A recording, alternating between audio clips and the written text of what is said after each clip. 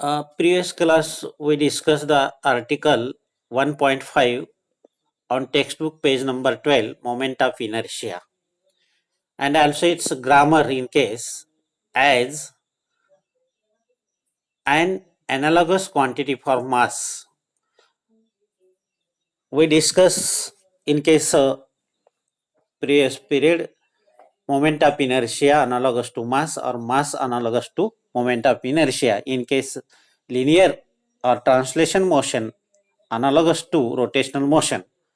Some given example: displacement, linear velocity, acceleration, and also some expression: linear momentum, force, kinetic energy. From all these discussion, we conclude finally mass, any object of mass is analogous to the moment of inertia.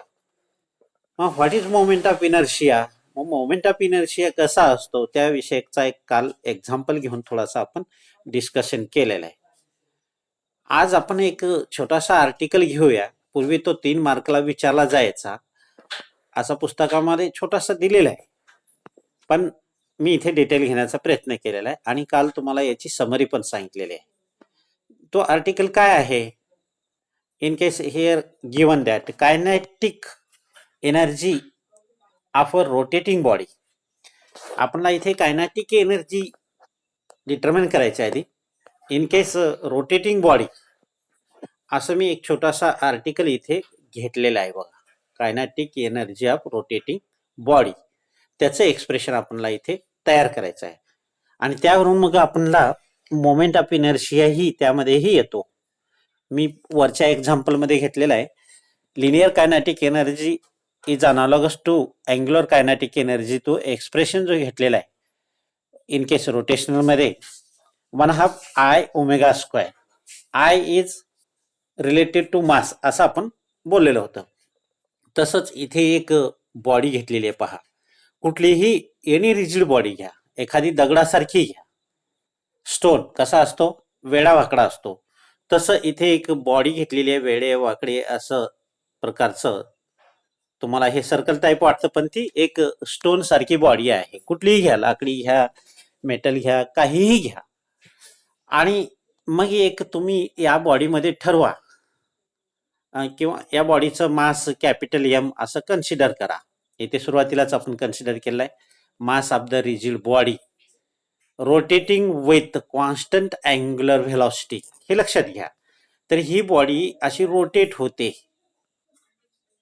With angular velocity आणि ती constant आहे. जसं fan एकदा speed घेतल्यानंतर फिरत असतो same स्पीडने, तसं ही बॉडी रोटेट होते. आणि ती कुठे रोटेट होते? ॲज ॲक्सिस ऑफ रोटेशन असं कन्सिडर करा. तुम्ही कुठेही कन्सिडर करा, त्याला ओरिजिन ओ म्हणा. आणि ही बॉडी या ॲक्सिस भोवती फिरते. जसं की एखाद्या मोटारीचं टायर, त्याच्या सेंटरमध्ये ॲक्सेल असतो आणि त्या ॲक्सेल भोवती फिरतो. ते ॲक्सेल फिरत नाहीये. ॲक्सेल हा रॉड कॉन्स्टंट असतो, तुम्ही पहा.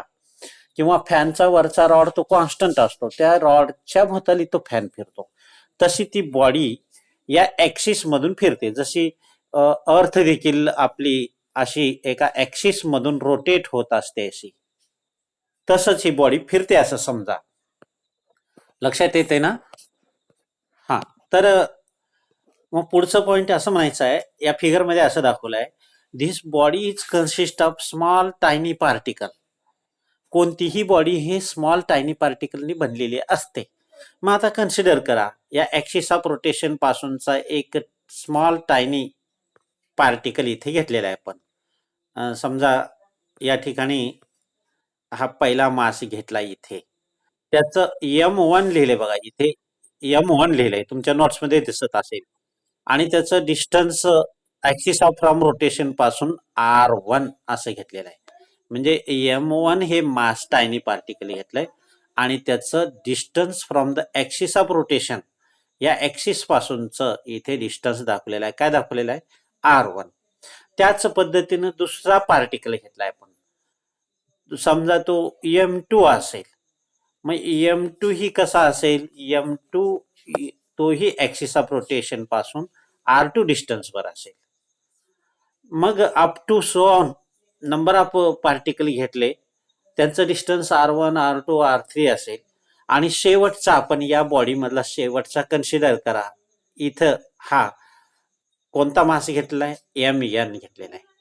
आणि त्याचं डिस्टन्स ही काय असू शकेल बरं, RN असू शकेल. मग अशा प्रकारची ही बॉडी आहे. म्हणजेच या बॉडीमध्ये काय घेतलं, consider this body rigid body consist of small tiny particle M1, M2, M3 up to so on Mn, and these particles are situated or placed at a distance from the axis of rotation vector r1 small r1, vector r2, vector r3 from the axis of rotation respectively.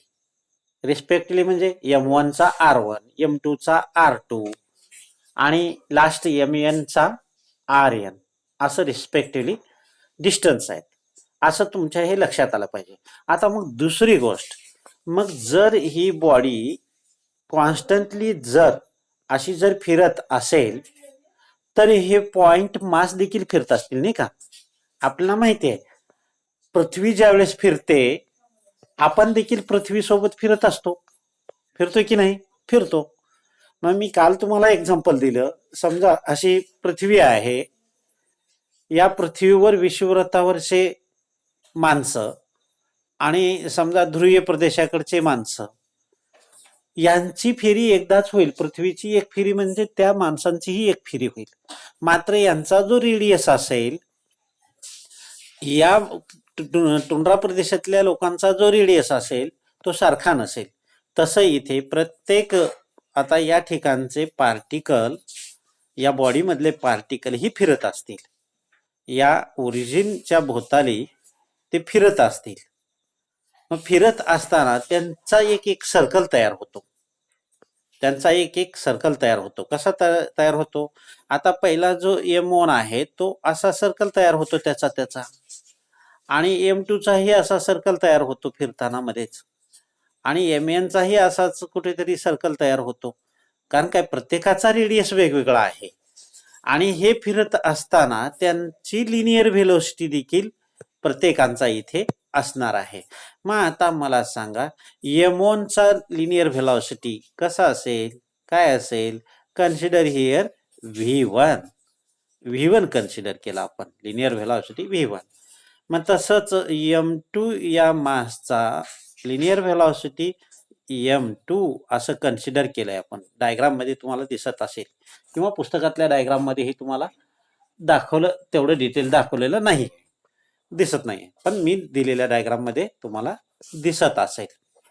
बर, मग आता पुढे काय करायचं, मग आपल्याला कुठे जायचं आहे, आपल्याला हेडिंग काय आहे, हेडिंग मध्ये काय म्हणलेलं आहे, kinetic energy of rotating body. आपल्याला कायनॅटिक एनर्जी काढायची. मग आता कायनॅटिक एनर्जी काढण्यासाठी काय काय मटेरियल आहे लागतं ते आपण डिटेल बघूया. आता पुढे याचं एक्सप्लेनेशनही बघू. मी आता तुम्हाला एक्सप्लेनेशन दिलंय, आता डायग्राम डोळ्याच्या समोर ठेवा आणि एक्सप्लेनेशन ही लक्षात घ्या. हा बघा, लेट काय म्हणलंय सुरुवातीला, let this rigid body consist of large number of particle of masses M1, M2 up to Mn are situated or placed at a distance R1, R2, R3 up to Rn respectively from the axis of rotation. या axis of rotation पासून हे काही अंतरावर त्यांच्या ठराविक आहेत. मग आता पुढे हे डायग्राम डोळ्याच्या समोर ठेवा, मी पुढे घेतोय. पुढे जाऊया. All these particles are moved in circle with same angular speed. बघा, या ठिकाणचे सर्व पार्टिकल ते एका सर्क्युलर मध्ये फिरत असतील आणि सर्व पार्टिकलला सेम व्हेलॉसिटी असेल. जसं की आपण विषुववृत्तावर असलो तरी काय आणि कर्कवृत्तावर असलो काय, मर्कवृत्तावर असलो काय, सर्वांची व्हेलॉसिटी सारखी असेल असं. मग in case but linear velocity म्हणजे सारखी कोणती आहे, अँग्युलर व्हेलॉसिटी, ती कॉन्स्टंट आपण इथे दाखवलेली आहे. त्या बॉडीची कॉन्स्टंट व्हेलॉसिटी सर्वांना मिळते. मात्र लिनियर व्हेलॉसिटी डिफरंट असते. म्हणून टँजंट टू द सर्कल, त्याच्या पाथ सर्क्युलर जो पाथ असतो त्याला टँजेन्शियल असते. म्हणून इथे V1, V2, V3 and up to Vn be the linear velocity of particle. पहिल्याचा V1, M1 चा V1, M2 चा V2, M3 चा काय असेल V3 असेल, अप टू Mn आणि Mn चा V आहे. त्याच पद्धतीने त्यांचं डिस्टन्स देखील आपण रिस्पेक्टिव्हली पाहिलेलं आहे up to Rn with constant angular velocity. हे मात्र विसरायचं नाही, इथे कॉन्स्टंट अँग्युलर व्हेलॉसिटी असणार आहे त्या होल बॉडीची. म्हणजेच या ठिकाणी आपल्याला एक रिलेशन माहिती आहे. इथे कुणाचं relation? Linear velocity, angular velocity and r यांचं रिलेशन आपल्याला माहिती आहे. आणि ते रिलेशन असं आहे,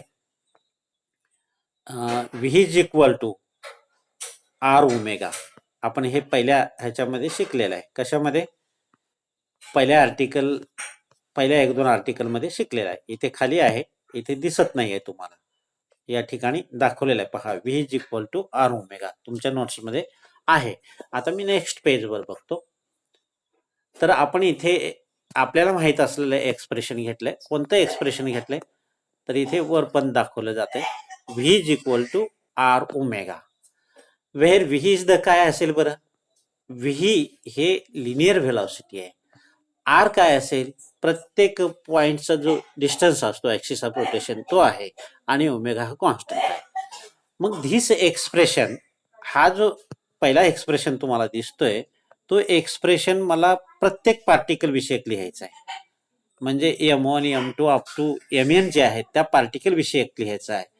this expression can be write in terms for each particle. मग पहिल्या पार्टिकलचं काय लिहू शकतो मी? पहिल्या पार्टिकलची लिनियर व्हेलॉसिटी V1, त्याचा ऍक्सिस ऑफ रोटेशन पासूनचा डिस्टन्स येते R1, आणि ओमेगा हा कॉन्स्टंट असणार आहे. त्याला ओमेगा 1 म्हणायचं का? नाही, का तर तो कॉन्स्टंट आहे म्हणून. मग दुसरा कोण आहे? दुसऱ्या पार्टिकलची व्हेलॉसिटी V2, त्याचा distance axis of from rotation पासून R2, आणि त्याची पण कॉन्स्टंट अँग्युलर स्पीड आहे. असं प्रत्येक पार्टिकलचं घेत घेत आपण शेवटच्या पार्टिकलचं घेतलंय, त्याची velocity, linear velocity Vn is equal to Rn omega अशा टाईपचं घेतलेलं आहे. आणि इथे लक्षात ठेवा की ओमेगा हा कॉन्स्टंट असणार आहे.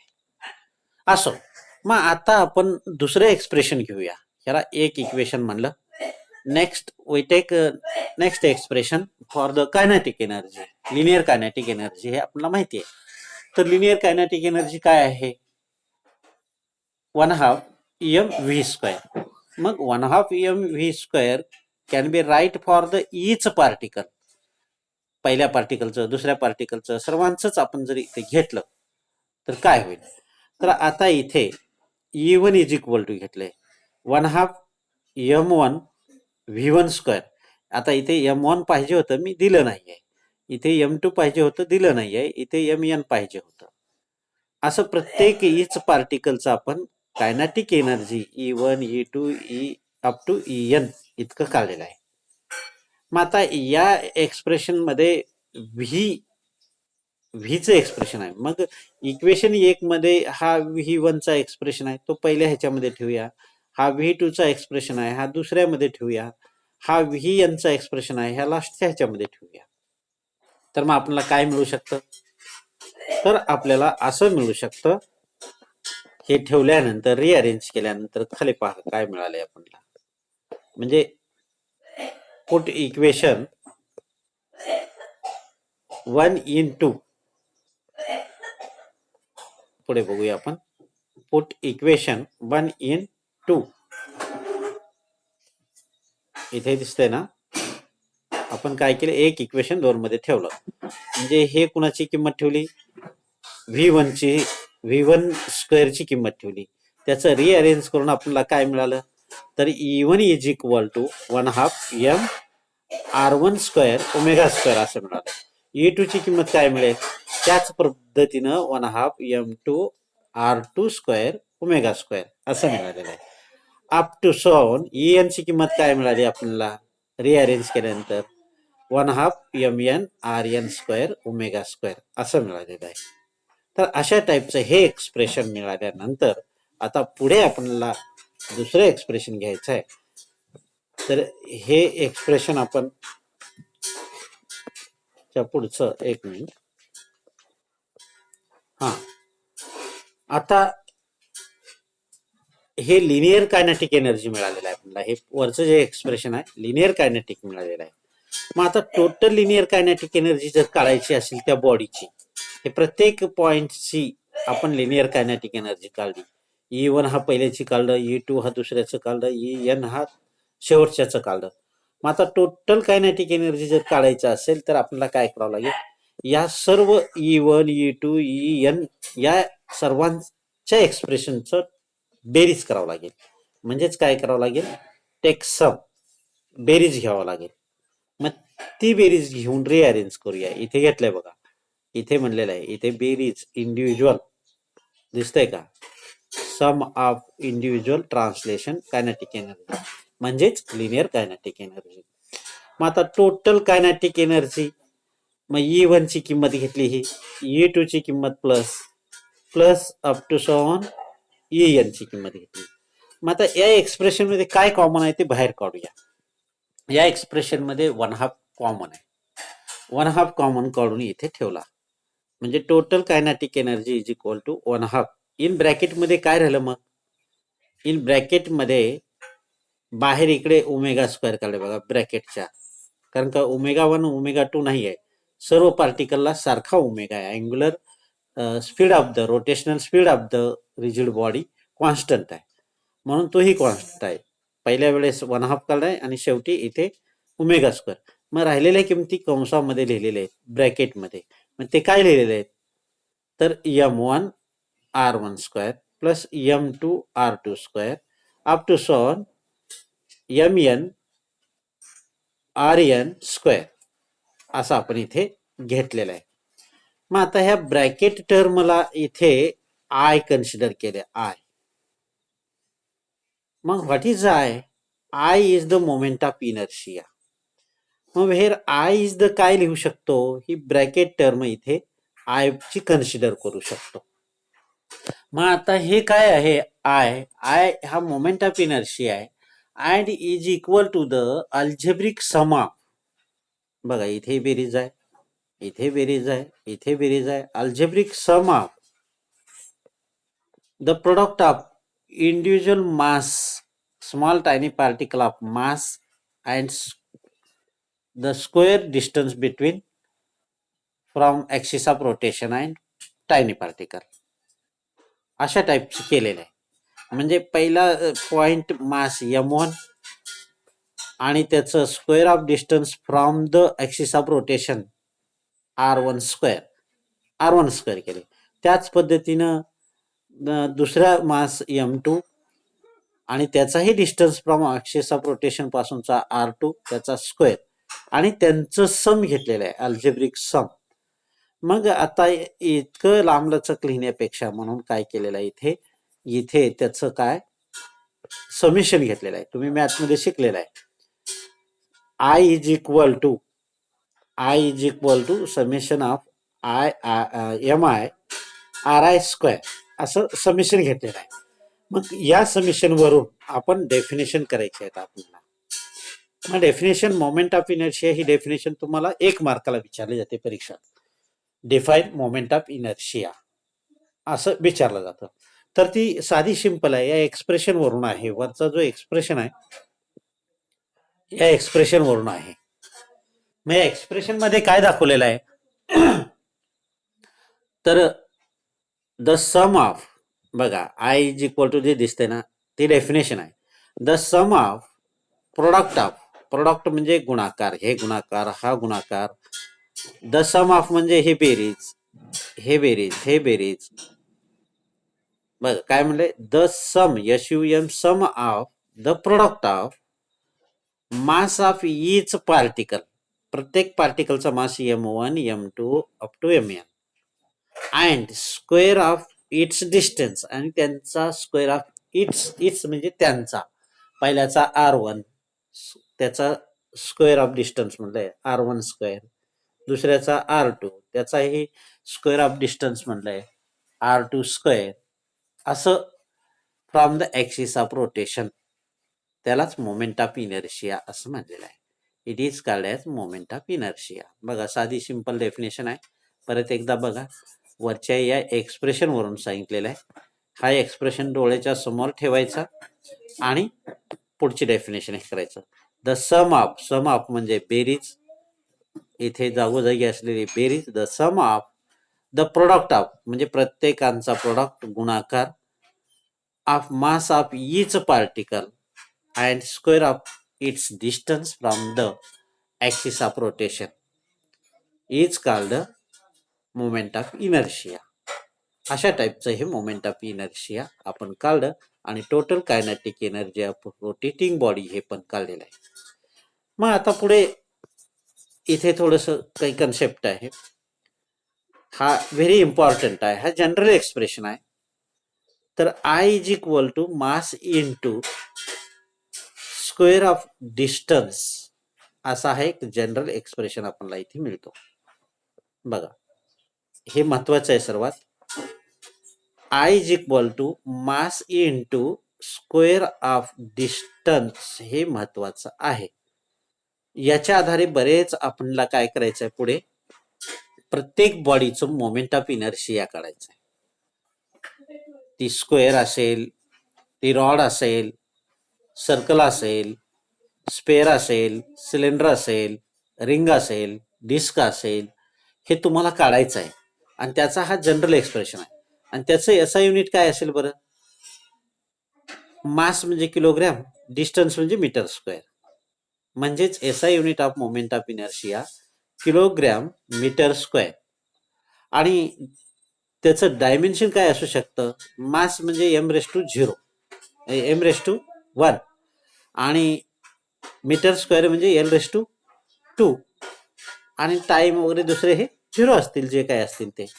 अशा टाईपचं हे आपण इथे मोमेंट ऑफ इनर्शिया किंवा total kinetic energy of rotating body, rigid body, असं आपण इथे डिस्कशन केलेलं आहे. तर मग ह्याच्यावर क्वेश्चन 3 मार्काचा असू शकतो. तर तो 3 मार्काचा क्वेश्चन कसा असू शकतो, तर थोडक्यात तुम्ही नंतर लिहून घ्या आणि ते काढा. 3 मार्काला विचारू शकतो. तर क्वेश्चन असा आहे, होमवर्कसाठी घ्या.